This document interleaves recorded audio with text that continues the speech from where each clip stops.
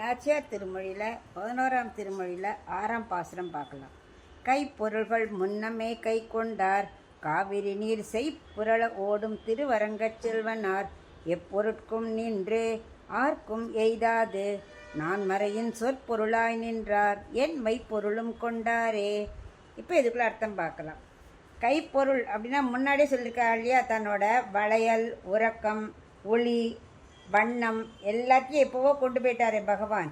ஏன்னா குழந்தையா இருக்கும்போதே ஆண்டாளுக்கு பெரியாழ்வார் என்ன பண்ணார், பக்தியை கண்ணனை பக்தியே சொல்லி சொல்லி சொல்லி சொல்லி அப்போவே முன்னமே கை கொண்டார். அப்போவே ஆண்டாள் கண்ணன் தான் அப்படின்னு ஆயிடுத்து. அந்த அளவுக்கு முன்னமே கை கொண்டார். சின்ன பராயத்திலேயே கண்ணன் தான் தனக்கு நான் முடிவெடுத்துட்டார்.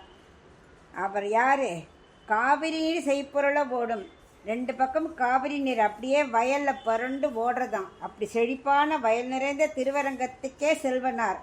அப்படிப்பட்ட பகவான் எப்பொருட்கும் நின்று, அதாவது அவர் என்ன பண்ணுவார், எல்லாருக்கும் சுலபன். யாருக்கெல்லாம், சபரி மாதிரி ஆட்களுக்கு அவர் வித்தியாசமே பார்க்க மாட்டார். சபரியோ சுக்ரீவனோ யசோதை அது மாதிரி இடக்கை வழக்கை தெரியாத இடையர்களுக்கு கூட அவர் சுலபமாக இருப்பார்.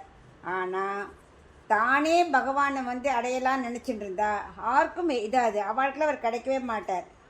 அவராக சங்கல்பிச்சினவாளுக்கு எளிதாக கிடைப்பார், மற்றவாளுக்கு கிடைக்கிறது கஷ்டம். அப்படிப்பட்ட பகவான் 4 வேத பொருட்களுக்கு உட்பொருளாக இருக்கிறார்.